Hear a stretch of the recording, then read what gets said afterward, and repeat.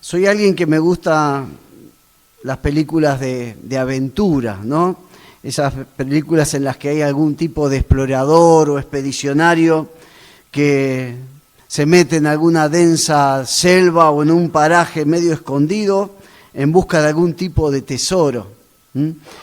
Para iniciar su búsqueda, obviamente, el personaje de esta película generalmente cuenta con dos cosas. Una es un mapa, un viejo mapa que lo guía hacia ese supuesto tesoro, y a veces también el conocimiento de que existe un tesoro a buscar o a descubrir.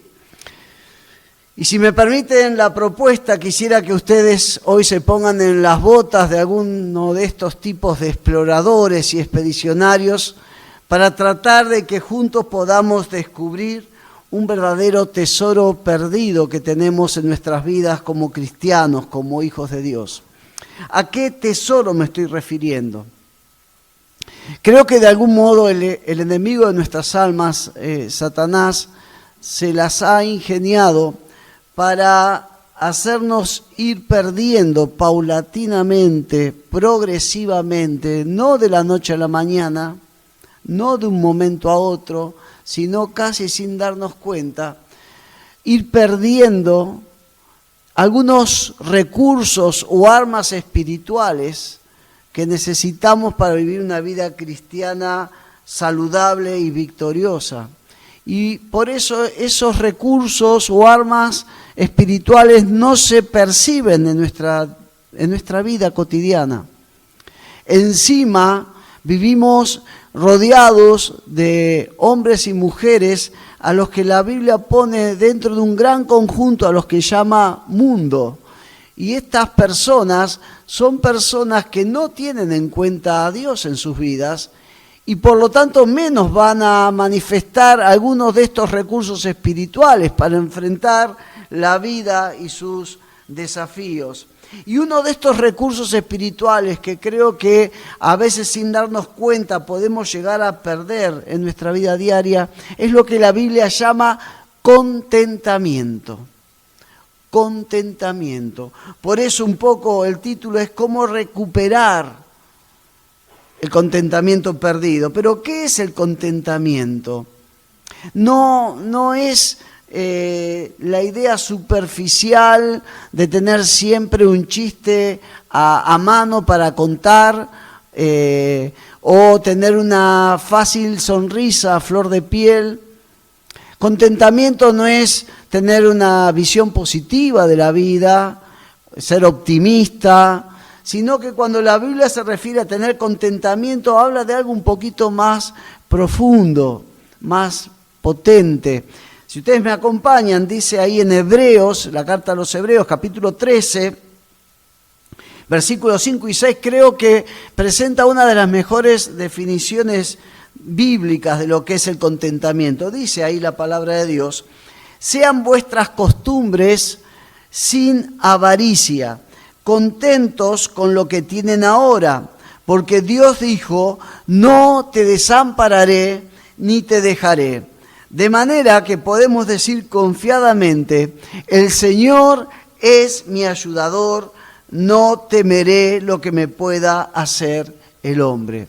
Si ustedes prestan un poquito atención a este pasaje, ahí donde se traduce costumbres, donde dice sean sus costumbres sin avaricia, la palabra avaricia es literalmente sin amor al dinero.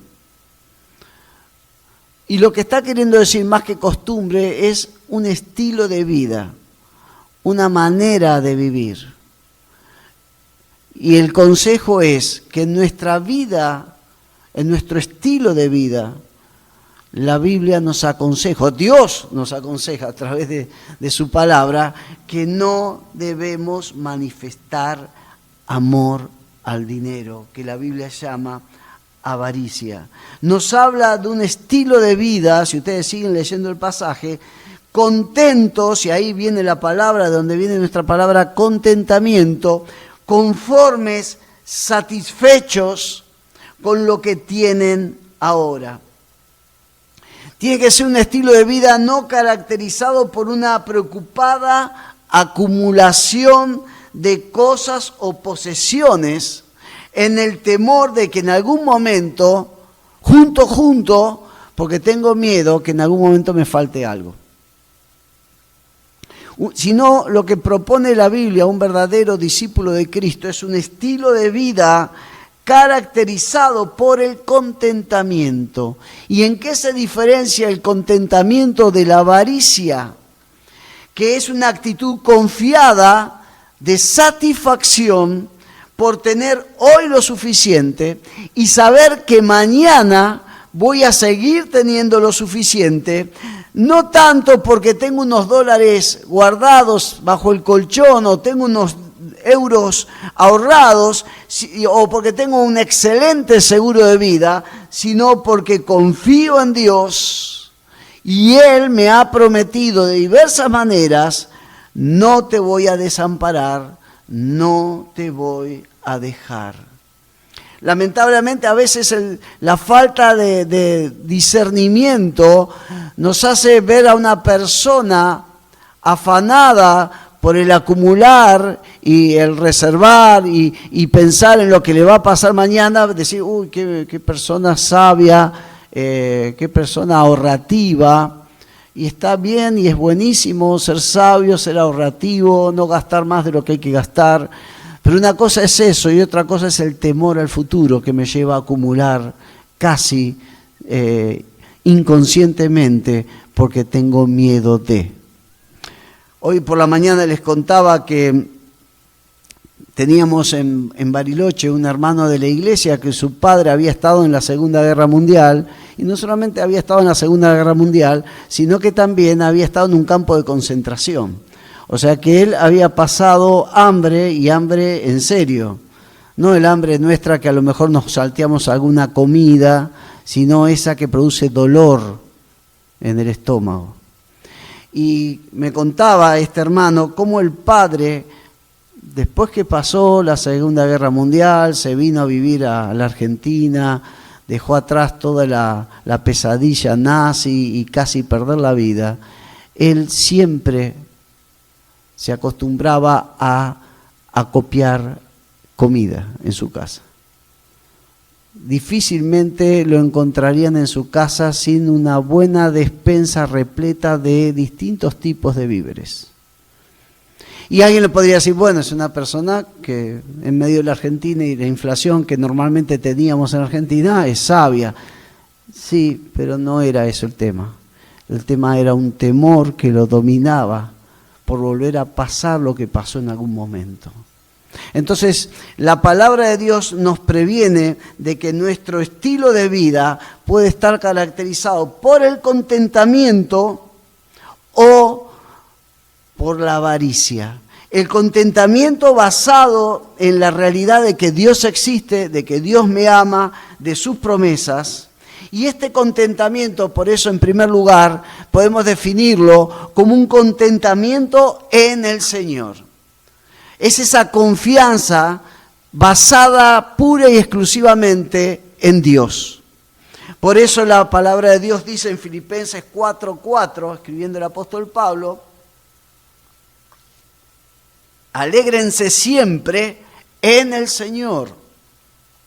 Lo digo de nuevo, alégrense.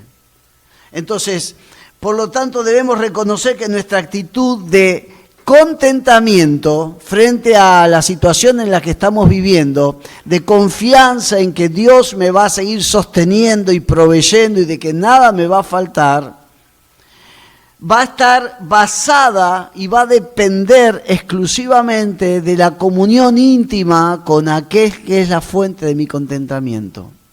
De tal manera que si bien uno entiende de que uno va a ser hijo de Dios porque Dios me adoptó y porque esa salvación está guardada en buen lugar, pero sí esa comunión con el Señor en algún momento se puede alterar o distanciar.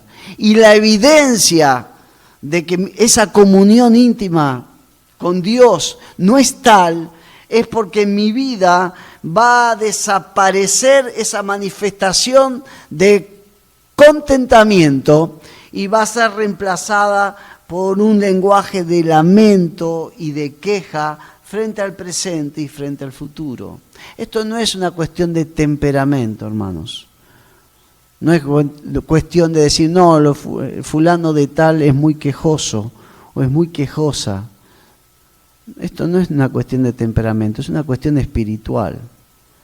En comunión íntima con el que es la fuente de nuestro contentamiento, nuestra actitud frente a la vida va a ser de contentamiento. Si en algún momento esa comunión se distancia, se enfría o se aleja, una de las evidencias va a ser que en nuestra boca hay un lenguaje de queja y de lamento y no de fe y de confianza.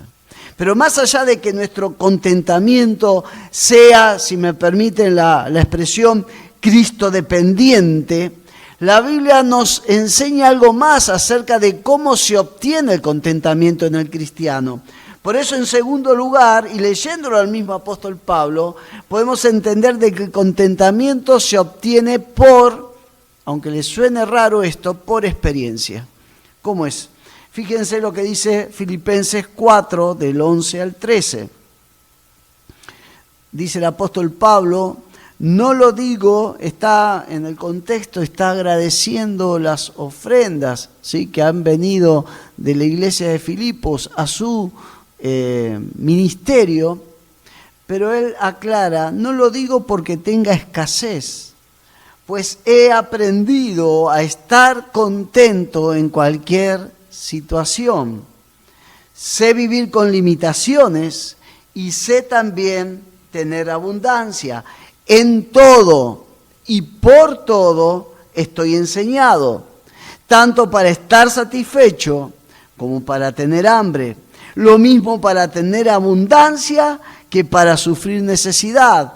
Y luego remata en el versículo 13, todo lo puedo en Cristo que me fortalece. Pero si ustedes prestan atención al texto, dice, he aprendido a estar contento. ¿Y cómo aprendió Pablo a estar contento? Al pasar por distintos tipos de situaciones y entender de que más allá de que sea un tiempo, como decimos, de vacas flacas, la provisión no va a faltar. Y él supo aprender a vivir en situación donde no abundaba, pero también, y esto es importante, supo aprender a vivir cuando abundaba. Si ustedes recuerdan la vieja historia de José, cuando le interpreta el sueño al faraón, ¿se acuerdan? Las 7 vacas flacas que se comían a las 7 vacas gordas y los 7 años de abundancia que precedían a 7 años de hambre. Ustedes van a ver que por el consejo sabio de José, allí en el libro de Génesis, la nación de Egipto va a disfrutar de provisión de Dios los tiempos en los que iba a escasear, en los que no iba a abundar. Entonces el Señor también nos quiere enseñar a saber vivir en el tiempo en el que es escaso y en el tiempo en el que hay abundancia, porque nuestra tendencia es que cuando abunda hay desperdicio, hay gasto excesivo. En cambio, la palabra de Dios dice que Dios nos quiere enseñar a vivir cualquiera sea nuestra situación, y nos va a enseñar a contentarnos cualquiera sea la situación, haciéndonos pasar por distintos tipos de situaciones. Ahora bien, ¿aprendo solo a contentarme por pasar por eso? Simplemente es una cuestión de pasar por etapas de escasez o por etapas de abundancia para yo aprender a contentarme en esos distintos tipos de tiempos en mi vida. Creemos que no es tan así. Fíjense lo que el mismo apóstol Pablo dice escribiendo a los Corintios en la segunda carta, capítulo 12. Para que entiendan lo que el apóstol Pablo va a empezar a decir a partir del versículo 7, lo que viene diciendo antes, al comienzo de este capítulo, es de las tremendas revelaciones celestiales que como pocos el apóstol Pablo había tenido el privilegio de tener con el Señor.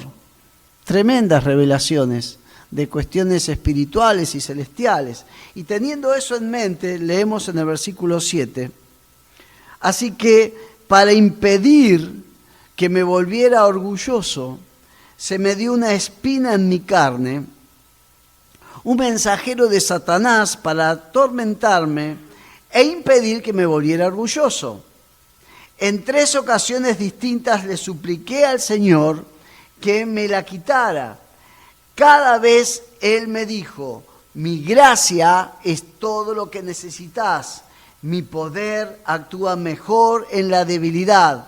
Así que ahora, reconocía el apóstol Pablo, me alegra jactarme de mis debilidades para que el poder de Cristo pueda actuar a través de mí. Es por esto que me deleito en mis debilidades y en los insultos, en privaciones, en persecuciones, dificultades que sufro por Cristo.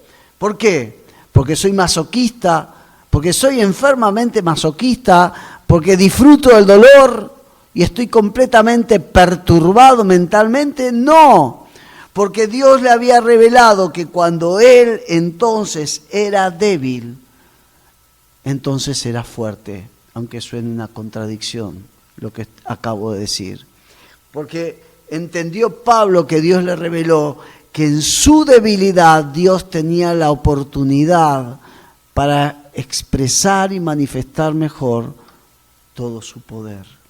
Y de este pasaje aprendemos entonces que hay otro elemento clave para obtener contentamiento, que no basta con vivir la experiencia de circunstancias de distinto tipo, si en esos tiempos en nuestras vidas no los acompañamos de oración.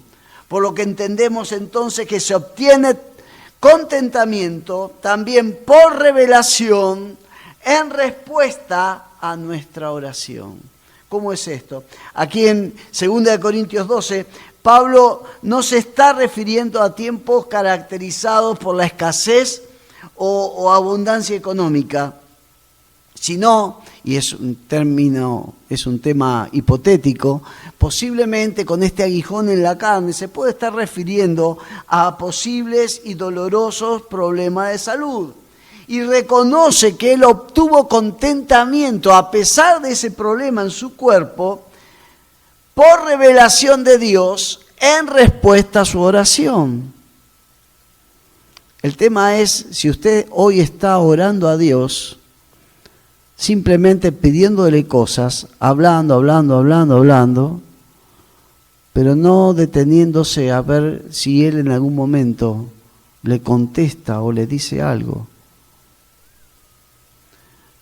Fíjense, reiteramos lo que dice Pablo en 2 Corintios 12, versículo 10. Me deleito en mis debilidades y en los insultos, en privaciones, persecuciones y dificultades que sufro por Cristo. Pues cuando soy débil, entonces soy fuerte. La revelación de Dios es: Pablo, sé que no la estás pasando bien, sé que esto que estoy permitiendo en tu cuerpo, en tu salud, no es lo que a vos te encantaría, pero sabes una cosa, esto es para que mi poder se manifieste aún mejor en tu propia vida. Uno está acostumbrado también a que después de un momento en el que el Señor lo ha usado de una manera especial, cuando uno está en pleno festejo, celebrando lo que el Señor ha hecho a través de uno, generalmente viene el cachetazo de la vida instantes después. Ya es una ley que lamentablemente estoy acostumbrado y ya no me sorprenden los sopapos después de un momento de victoria. Ya como que los espero en algún momento, a ver por dónde van a venir. Pero lo interesante es saber de que ese sopapo, ese cachetazo, que a lo mejor en otro momento me sorprendía, ahora el Señor lo usa para saber de que sigo siendo una persona débil, expuesta a agresiones de distinto tipo, pero que en esa debilidad es la condición para que Él siga manifestando su poder a través mío. Pero esto fue respuesta a las oraciones que Dios le reveló esto a través de su aguijón en la carne.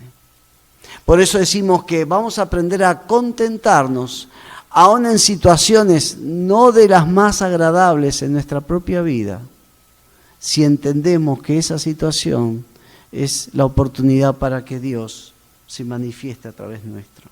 Ahora, la pregunta que me surgía a esta altura de mis palabras, de este mensaje, es, entonces, ¿cuál es la diferencia entre el conformismo, que a veces, a menudo vestimos de piedad, pero que rechaza a Dios, y el contentamiento?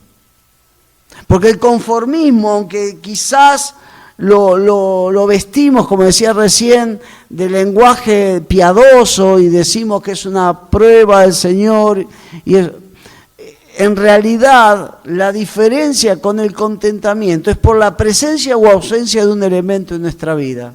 Y yo lo planteo con estas fórmulas casi matemáticas, de tal manera que ustedes pueden saber de que si hay problemas o privaciones o escasez en su vida, pero no hay oración, el resultado en su vida va a ser conformismo.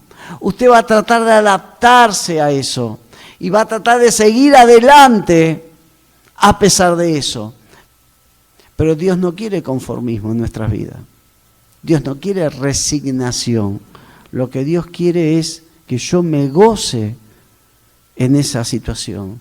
Por eso la diferencia es que cuando hay problemas o privaciones o escasez, pero hay oración, el resultado ya no es conformismo, es contentamiento. Y son dos cosas completamente opuestas. ¿Y saben cómo se van a dar cuenta los demás si usted es un conformista o alguien contento en el Señor? De la abundancia del corazón habla la boca. El conformista tiene un lenguaje de resignación. El que tiene contentamiento tiene un lenguaje de fe en medio de los peores días de su vida.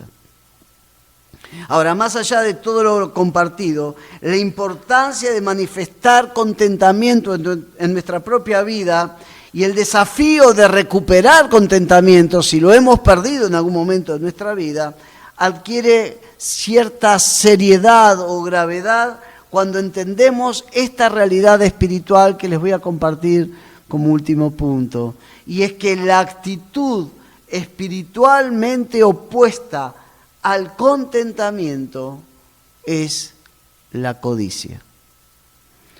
Codiciar, hermanos, es desear algo que no sea Dios, de tal forma que perdemos el contentamiento y la satisfacción en Dios.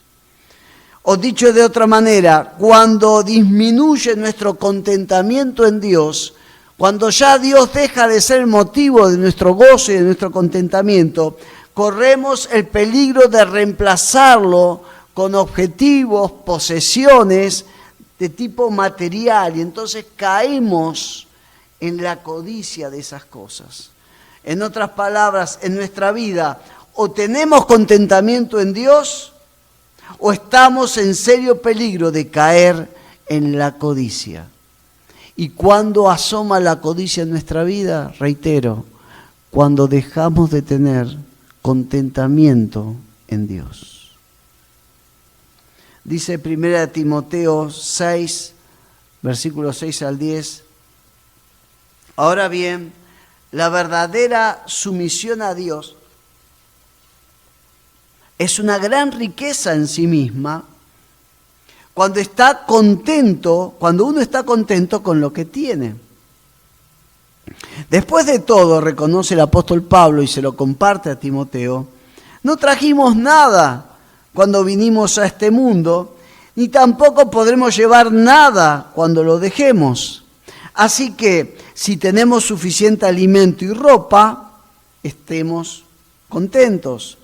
Pero los que viven con la ambición de hacerse ricos caen en tentación y quedan atrapados por muchos deseos necios, y no solamente necios, sino deseos, dice, dañinos, que los hunden en la ruina y la destrucción. Y aclara, por si quedó alguna duda, versículo 10, pues el amor al dinero es la raíz de toda clase de mal. Y algunas personas, en su intenso deseo por el dinero, ¿qué ha pasado? Se han desviado de la fe verdadera y se han causado muchas heridas dolorosas. Duro pasaje el apóstol Pablo, pero real, concreto.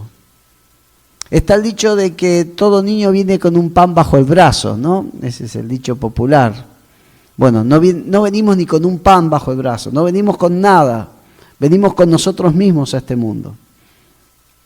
Y no vamos a ir solamente nosotros mismos de este mundo, no vamos a llevar nada más allá. Cuenta una historia de un pastor que necesitaba un traje negro para celebrar un servicio en un velatorio. Y como no contaba con mucho dinero, fue a una tienda de empeños a ver si conseguía algún tipo de oferta. Para su sorpresa, cuenta esta historia, encontró justo de su talla exacta un hermoso traje negro intenso. Se lo probó y le quedaba pintado, parecía que era para él. Y cuando preguntó el precio, muy barato estaba, le sorprendió lo barato que estaba el traje. Y mientras lo pagaba, muy feliz por su adquisición y por cómo se iba a ver con su traje negro, le preguntó al vendedor cómo podían vender tan barato ese traje.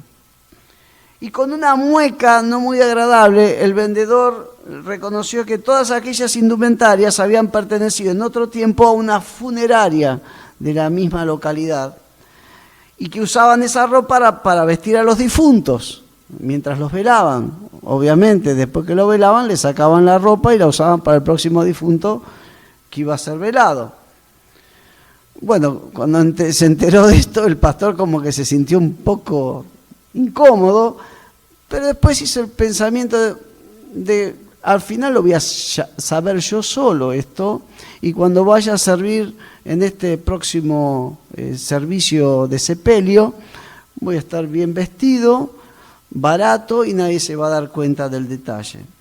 Y todo fue bien, empezó a predicar en el velatorio, hasta que él hizo lo que hacemos muchas veces cuando predicamos, algún tipo de tics, por ejemplo, de ponernos la mano en el bolsillo.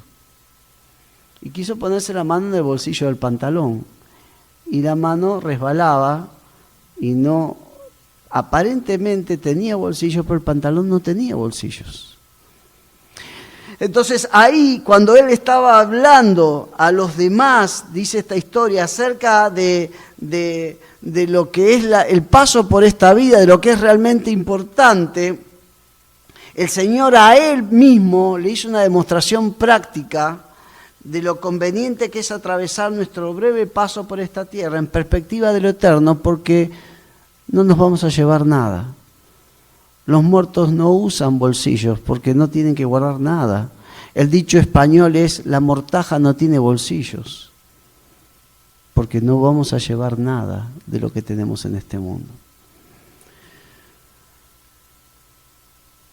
La única riqueza que vos podés llevar cuando dejes este mundo no se va a medir en dólares, ni en euros, ni en libras esterlinas, ni en ningún tipo de moneda. Se va a medir en almas, en vidas que vos hayas impactado para la eternidad a través de Jesús. Cuando vos encuentres personas que están en la presencia del Señor gracias a que vos les hablaste del Señor, esa va a ser nuestra principal ganancia de nuestro paso por este mundo, nuestro principal capital cuando estemos en la presencia del Señor. Porque nada hemos traído, dice Pablo, materialmente hablando, y nada nos vamos a llevar. ¿Cómo recuperar entonces el contentamiento perdido? Quizás en tu caso has disfrutado en algún momento de ese contentamiento, pero entendés que las presiones de la vida, las corridas, los problemas, te han hecho bajar la mirada de la realidad, del amor y de la presencia de Dios en tu vida y has olvidado de sus promesas. ¿Cómo podemos recuperar ese contentamiento? En primer lugar, justamente, aunque parezca muy sencillo, reconociendo que lo hemos perdido. Nadie se pone a buscar algo que no ha perdido. Es una simple lógica esto. Usted no va a ponerse a buscar algo que cree que tiene. Pero cuando usted reconoce y se da cuenta que hay algo que sí ha perdido, usted va a empezar a tratar de buscarlo y recuperarlo. Hasta que no reconozcamos que no tenemos esa actitud de contentamiento, no lo vamos a empezar a tratar de recuperar. Primer paso. Segundo paso, pedirle perdón a Dios. No porque en algún momento hemos perdido el contentamiento, sino más precisamente pedirle perdón porque en algún momento hemos dejado de contentarnos en Él. De eso hay que pedirle perdón. Cuando pusimos nuestras metas, nuestras ambiciones, nuestros deseos en algo distinto a Dios. Y Él dejó de ser el motivo de nuestra alegría. Así que hay que pedirle perdón a Dios por haber dejado de contentarnos en Él. ¿Y cómo recuperamos el contentamiento? Yo creo que volviendo a tomar la decisión que hace muchos años tomó el profeta Habacuc. Y esa decisión ustedes la tienen en Habacuc capítulo 3, versículos 17 al 19. Dice ahí la palabra de Dios. Aunque las higueras no florezcan y no haya uvas en las vides, aunque se pierda la cosecha de oliva y los campos queden vacíos y no den fruto, aunque los rebaños mueran en los campos y los establos estén vacíos, versículo 18, aún así me alegraré en el Señor. Me gozaré en el Dios de mi salvación. El Señor soberano es mi fuerza. Él me da pie firme como al venado, capaz de pisar sobre las alturas. La decisión de Habacuc fue tomar la decisión firme de volver a reconocer al Señor Dios soberano en su vida y volver a alegrarse, no en las circunstancias, no en las ganancias, no en las pérdidas, sino en el Señor y gozarse en el Dios de su salvación. Y esta es mi propuesta a ustedes, mis queridos hermanos y amigos. No irse de este lugar como vinieron, quizás cargados, quizás con tristeza, con desánimo, con temor que carcome, sino irse llenos de gozo en el Señor. Gozaos en el Señor siempre. Aún así me alegraré en el Señor, me gozaré en el Dios de mi salvación. Yo te invito a inclinar tu cabeza y a cerrar tus ojos por unos momentos. Vamos a hablar con nuestro Dios. Dios te ama. Si hay alguna razón para explicar que vos estés esta noche aquí, la razón fundamental es que Dios te ama.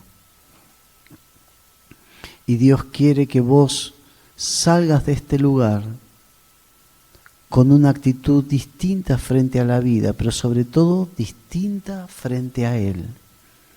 Que no lo veas como un Dios lejano, como un Dios distante al que no podés acceder, que Él no se interesa en vos. La palabra de Dios habla del amor de Dios de tapa a tapa de la Biblia. Y este Dios que te ama quiere que te vayas con este tesoro que es el contentamiento. el poder volver a gozarte y alegrarte en Dios.